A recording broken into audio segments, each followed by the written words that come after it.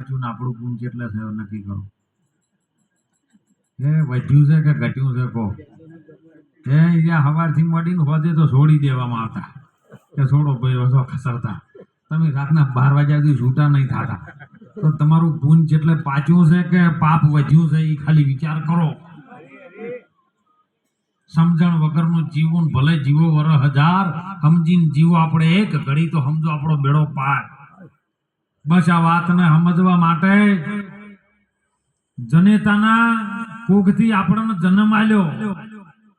માએ ને બાપે એવું સારું કર્મ કર્યું જેનાથી પ્રારબ્ધનું કંઈક ફળ બાકી હતું, કંઈક કર્મ બાકી હતું અને જમા થયું પરમાત્માના દરબારમાં.